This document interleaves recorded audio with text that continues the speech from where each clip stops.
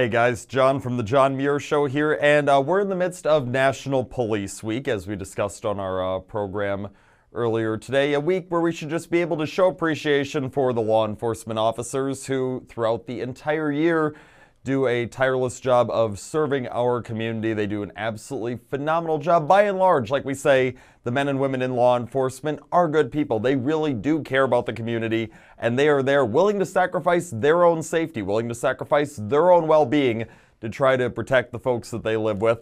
And quite frankly, I don't even think a week is nearly enough each year to specifically recognize them, but nonetheless, we do have this week, so I would encourage everybody to go out there and make sure that you do show your appreciation to law enforcement, even going up to them and simply saying thank you and shaking hands with them. I've done it before a bunch of times, and honestly, it just gives me a good feeling seeing that, hey, they actually do care about that.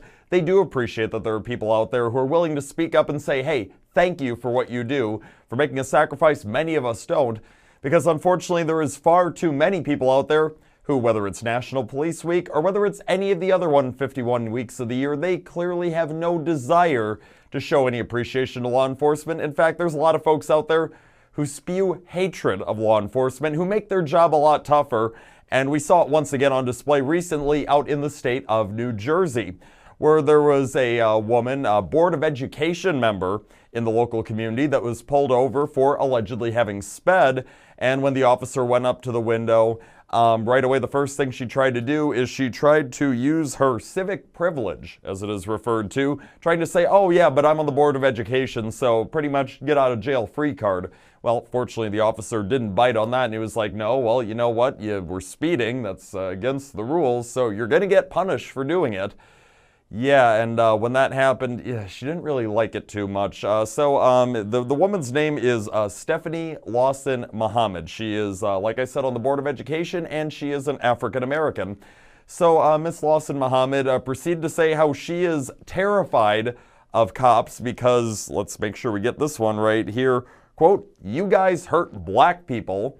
Going and trying to play off this narrative that you've been hearing from the loud minority in this country for quite some time, the people who hate cops, and just trying to use a race card to try and be able to say, hey, because of the color of my skin, something I can't control, I should be able to get away with everything. Yet, you know what? There's been a lot of times where there's been instances in this country where there's been a problem between law enforcement and between an African-American civilian.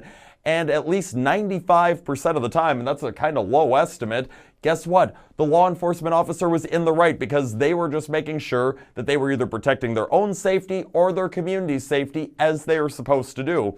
And of course, you never hear the fact that there are, I don't know, thousands upon thousands upon thousands of law enforcement officers who come from minority communities themselves. Are they all evil? Are they all a bunch of killers and murderers and pigs, as Colin Kaepernick likes to call them too?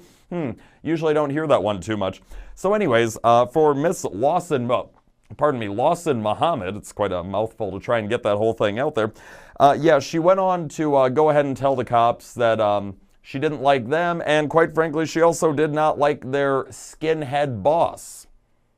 I mean, it's just absolutely unbelievable. You know what? You did something wrong. You were the one who's speeding. Own up to it. Take responsibility. You're going to have to pay the fine, then you can get on your merry way. But do not blame these cops for merely doing their job. And you're going to try and call them a bunch of racists? You're going to throw a bunch of derogatory terms at them? Shame on you. It is absolutely pathetic. She actually thought she was justified in what she was doing.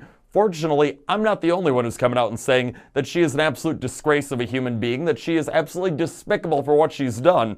She thinks that she's going to get all this praise probably from, all the Black Lives Matter and the Antifa. Sure, you probably will, because they're a bunch of domestic terrorist groups and they spew the same nonsense you do. But in the African American community, for groups that are not as radical as Black Lives Matter, let's try and take a look. Among the people who were condemning her actions were a black parents group in the community that aims to address racial discrimination. They realized, though, that the only racist that was present in this whole encounter was Miss Lawson Muhammad herself, and they have denounced what she has said, and they have called on her to resign, and I applaud them for doing so, because the color of your skin or anything else that we cannot control as human beings is not a get-out-of-jail-free card. It is not an excuse to go breaking the rules, and it certainly is not an excuse to go saying the unspeakable things that she said to these cops. Unbelievable. We need to, if this isn't proof, with all these ingrates that we have out there, We need to make sure that our voices are heard and the cops know that there are plenty of folks, plenty more folks than the Lawson Muhammads of the world who do, in fact, back the blue now and always. That's all I've got for you today, but tune in to the John Muir Show each and every weekday. WTAQ, WHBL, and WSAU. Follow me at John Muir WTAQ on Facebook and Twitter to get my thoughts all the time. Until next time, I am out.